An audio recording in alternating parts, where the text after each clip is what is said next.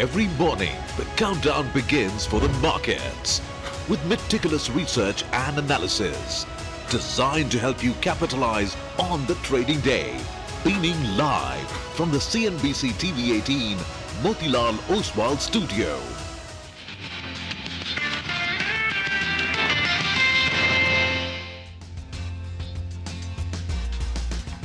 Hello and welcome to Bazaar Morning Call. We are coming to you live from the CNBC TV 18 Motilal Oswal studio. I'm Nigel. With me is Rima as well as Mangalam.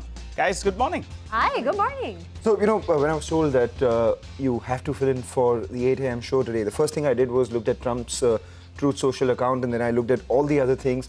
Thankfully, today seems like there is not enough overnight development for us to worry about this morning. Yesterday, yes, we did see a recovery. The recovery was sold into, etc.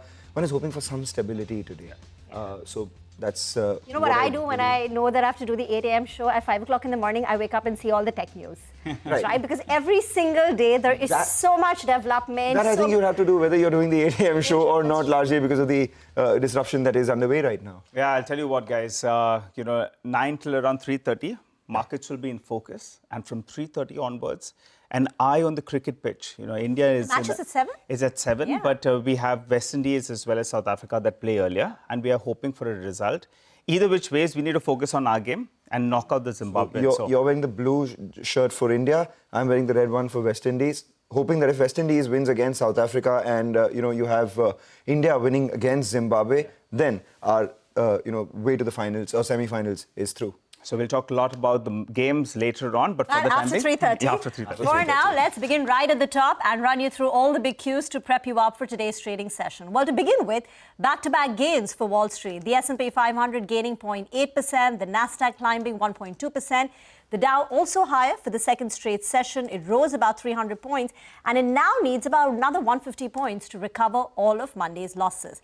Well, NVIDIA results in focus. They came out post-market hours, and the key takeaway is the AI demand is very much alive and kicking. Solid Q4 numbers and the Q1 revenue guidance was way ahead of estimates.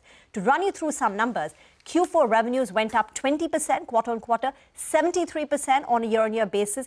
The FY25 revenues up 65%, $215 billion. And to put that number in context, $215 billion of NVIDIA's revenues would compare with, say, a $54 billion for Intel, $23 billion for AMD. These are the peers of NVIDIA. But the big headline is that the Q1 FY26 guidance at $78 billion is just ahead of estimates. It's just that the stock immediately rose about 3% in after-hours trade, but finally cooled off. I guess there is something called the law of diminishing surprise, because NVIDIA quarter after quarter has been beating expectations, raising it, but this time the stock price reaction post numbers were muted. Salesforce also came out with the Q4 numbers, again a beat on revenues and EPS. But the good news for India is that the software stocks in the US largely continue to see that upward momentum. I think there was one statement from Jensen. He said, I think the markets got it all wrong on the idea that AI, including agents, will cannibalize or severely disrupt software firms. So he brushed aside those fears, and Salesforce, Palantir, Globant, all stock gains of about 3 to 5%, and even the Infosys and Wipro ADR up 2 to 3%. So hopefully, the momentum that we had in the IT stocks yesterday will continue. On commodities, gold and silver, no big moves overnight. Brent crude around $71 per barrel, and all eyes will be on the US-Iran meet in Geneva, as US envoys will meet an Iranian delegation for the third round of high-stakes talks today. Dollar index hovering around 97.5.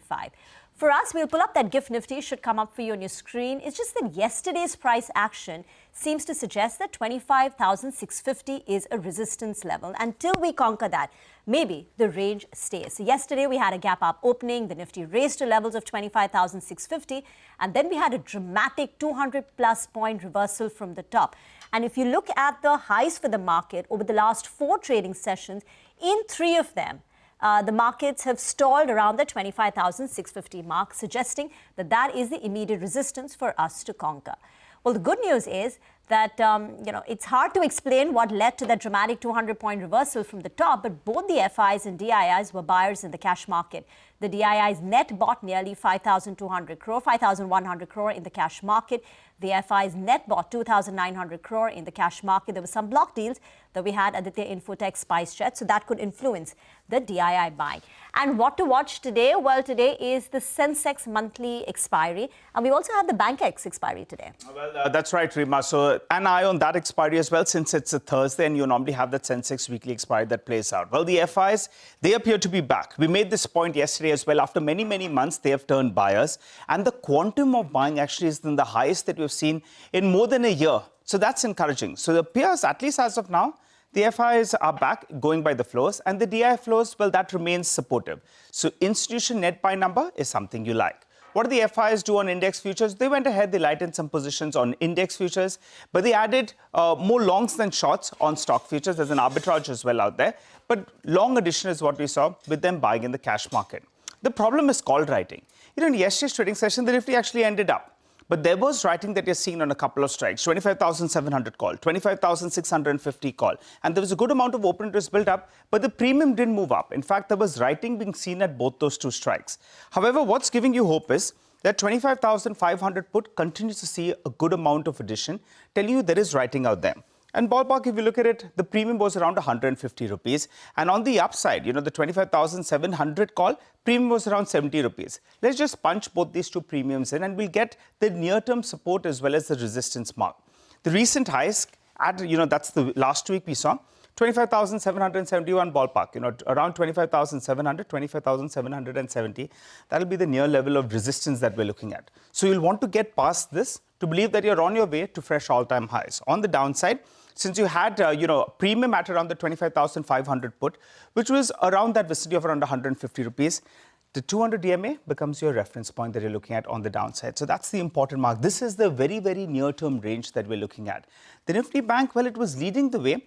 In the last 7 trading sessions, it's been in this 1,000-point range. That comes up for you on the screen. So you'll want it to break out of this range and then give further direction, because that's been the leader.